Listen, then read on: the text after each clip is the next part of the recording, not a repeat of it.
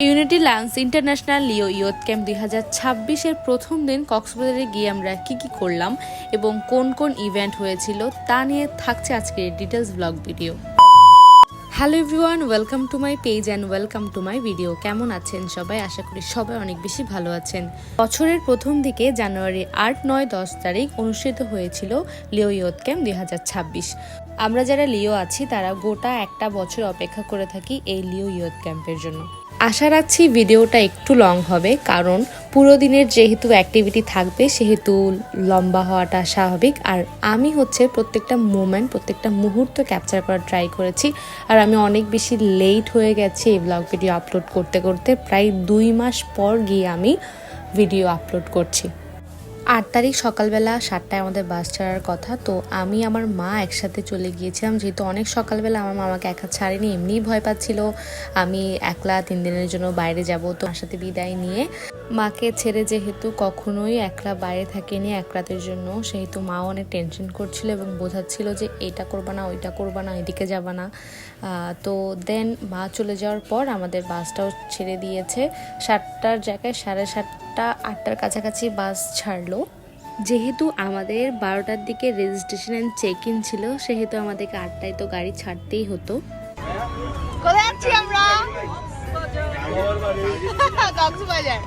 এই তো আমাদের বাস ছেড়ে দিয়েছে। আমরা অনেক ফান করতে করতে, নাচানাচি, গান গাও করতে করতে চলে যাচ্ছিলাম কক্সবাজারের উদ্দেশ্যে। আর আমি না গাড়ির মধ্যে ঘুমাতে পছন্দ করি, কারণ আমার যেহেতু একটু বমি বমি ভাব পায়, এই জন্য আমি পুরো রাস্তা মনে হয় ঘুমিয়ে গেছি। বাস ছাড়া কিছুক্ষণ পরপরই আমাদেরকে সকালের খাবার দিয়ে দিয়েছে। আমি ঘুম থেকে উঠে খাবারটা খেয়ে আবার ঘুমিয়েছি। ঘুম থেকে উঠে দেখি বাসের ব্রেক দিয়েছে, যেই 20 মিনিটের ব্রেকটা দেওয়া হয়, ওখান থেকে আমরা নেমে আমরা কয়েকটা সুন্দর সুন্দর ছবি ভিডিও করে নিলাম। এরপর কিসের জন্য জানি আমাদের আকাশ ভাইয়া আমাদের সেক্রেটারিকে পিন গিফট করছিল, ওটাও আমরা দেখে বলছিলাম ভাইয়া আমাদের পিন কোথায়। প্রায় 4.5 ঘন্টা জার্নি করার পর আমরা আমাদের মূল গন্তব্যে চলে এসেছি। 8 তারিখ যেহেতু আমাদের অনেক ইভেন্ট ছিল, প্রায় রাত 12টা, 12:30 পর্যন্ত, সেহেতু আমরা দুপুর 12টায় চেক ইন করে ফ্রেশ হয়ে আমাদের লাঞ্চের জন্য বের হতে হতো। সেহেতু আমরা তাড়াতাড়ি করে আমাদের রুম সিলেকশন করে আমরা আমাদের জায়গায় চলে যাচ্ছিলাম। আমাদের লিওদের জন্য 2টা হোটেল বুক করা হয়েছিল। একটা হোটেল মিশুক এবং একটা হোটেল উপলে অর্ধেক ছিল এবং মিশুকে অর্ধেক ছিল। আমরা হোটেল মিশুকে ছিলাম। তো যে যার মতো চাবি কালেক্ট করে আমরা রুমে চলে যাচ্ছিলাম ফ্রেশ হওয়ার জন্য এবং নেক্সট ইভেন্ট অ্যাটেন্ড করার জন্য। সিস্টার লিও এবং ব্রাদার লিওদের জন্য আলাদা আলাদা রুম ছিল। তো আমরা আমাদের ক্লাবের 3জন সিস্টার লিওই একটা রুমে ছিলাম। এটা বেশি ভালো ব্যাপার ছিল, অন্য কারোর সাথে রুম শেয়ার করতে হয়নি। দেন আমরা রেডি হয়ে চলে যাচ্ছিলাম লাঞ্চের জন্য। তো আমি রেডি হয়ে গেছি। আমার ফার্স্ট ইভেন্টের আউটফিট ছিল এটা। ক্যাম্পে গিয়ে 2টা জিনিস বেশি আমার মন কেটেছে, খুব ভালো লেগেছে। একটা আমরা 3টা লিও, আমরা 3টা সিস্টার লিও একটা রুমে ছিলাম, এবং সেকেন্ড থিং আমরা যেই 3 দিন ছিলাম সেই 3 দিন এত মজার এবং বেস্ট খাবার খাইছি অনেক বেশি মন কেড়ে নিয়েছে এই 2টা বিষয়। তো আমরা আমাদের টেবিলে বসে পড়েছি এবং খাওয়া দাওয়া শুরু করে দিয়েছি। সবাই যেহেতু অনেক টায়ার্ড এবং অনেক ক্ষুধার্ত, সবাই সবার মতো খাওয়া দাওয়া শেষ করে নেক্সট যে সেশন ওটার জন্য প্রিপেয়ার হচ্ছিল। রেজিস্ট্রেশন এবং চেক ইন করার পর আমাদের রুম সিলেকশন ছিল। রুম সিলেকশনের পর আমরা আমাদের লাঞ্চ কমপ্লিট করে আমাদের প্রথম দিনের প্রথম ইভেন্টে চলে যাচ্ছিলাম। প্রথম ইভেন্টের নাম উদ্বোধনী অনুষ্ঠান, আমরা যেটাকে উদ্বোধন বলে, একটা প্রোগ্রামের সূচনা ভূমিকা।